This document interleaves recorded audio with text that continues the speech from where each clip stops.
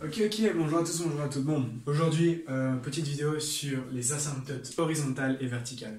Alors, j'ai mis horipoint et vertipoint, mais enfin voilà quoi. C'est horizontal et vertical. Alors, qu'est-ce qu'une asymptote? Alors, une asymptote, par définition, c'est une droite, d'accord? Une droite qui va coller une courbe, d'accord? Mais sans jamais la toucher. Donc, c'est une droite qui va aller coller une courbe sans jamais la toucher. Par exemple, si je prends le graphe la fonction 1 sur x, hein, c'est comme ça, et ben l'asymptote à cette fonction, la première asymptote horizontale, c'est l'axe des x, d'accord, parce que la fonction va se rapprocher de l'axe des x, mais sans jamais la toucher, d'accord, donc c'est la première asymptote, c'est la définition d'une asymptote. La deuxième asymptote horizontale, c'est la même, sauf dans le sens négatif, d'accord, parce que la fonction va se rapprocher de l'axe des x sans jamais la toucher, c'est encore la définition d'une asymptote.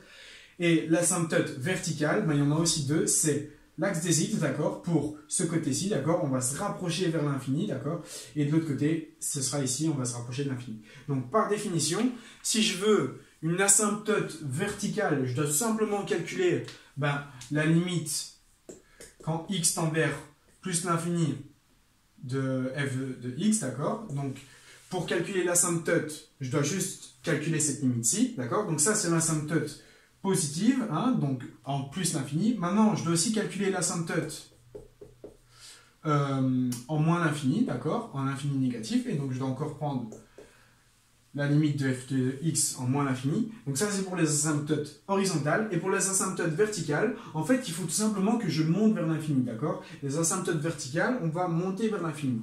Et on sait que quand on monte vers l'infini, d'accord, un nombre qui tend vers l'infini, c'est juste un nombre qu'on a divisé par un nombre qui tend vers 0, d'accord. Donc si j'ai une limite, donc f de x, qui est égale et donc à quelque chose, allez, u de x divisé par x, et que x tend vers 0, d'accord, on va prendre x qui tend vers 0, et bien cette limite, cette fonction va elle-même tendre vers l'infini, d'accord. Car quand je divise par 0, je tends vers l'infini. Si je divise par le 0 positif plus l'infini, 0 négatif moins l'infini, d'accord. Et donc à ce moment-là, si je veux étudier les valeurs de mes asymptotes, je dois tout simplement calculer, donc ça c'est pour les asymptotes horizontales. Okay.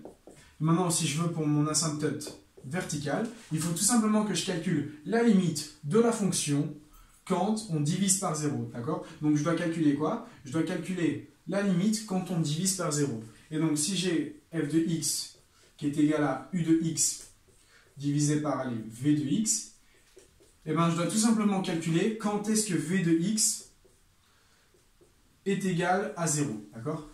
Est égal ici, c'est vraiment pour calculer l'asymptote, parce que je rappelle que l'asymptote ne touche pas, elle ne touche pas quoi? Elle ne touche pas la fonction, d'accord. Du coup, si je dis que c'est égal à 0, d'accord, techniquement, ma fonction, ce ne sera jamais égal à 0, car on ne peut pas diviser par 0, et donc je vais tout simplement avoir l'asymptote, et donc de toutes les valeurs qui ici tendent vers 0, d'accord. Donc je dois tout simplement calculer quand est-ce que le dénominateur est égal à 0, et lorsque le dénominateur est égal à 0, je vais avoir une valeur pour x, et cette valeur, ce sera tout simplement la valeur horizontale, ok. Donc, lorsque je vais chercher ceci, je vais avoir une asymptote, d'accord, qui sera du type, on va l'écrire, voilà, qui sera du type, x est égal à quelque chose, d'accord, x est égal à a, parce qu'on va avoir une asymptote verticale, et donc pour mon asymptote horizontale, on va tout simplement avoir quelque chose du type y est égal à a.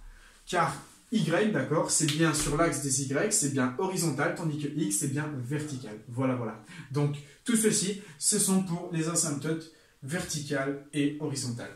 Voilà, voilà. Donc ça, c'est ce qu'il y a à savoir. Ce n'est que la théorie. Dans la vidéo suivante, on va voir un exercice, d'accord, et on va apprendre à calculer les asymptotes horizontales et verticales. Et on va voir que dans certains cas, il n'y en a tout simplement pas. Merci beaucoup et à très vite.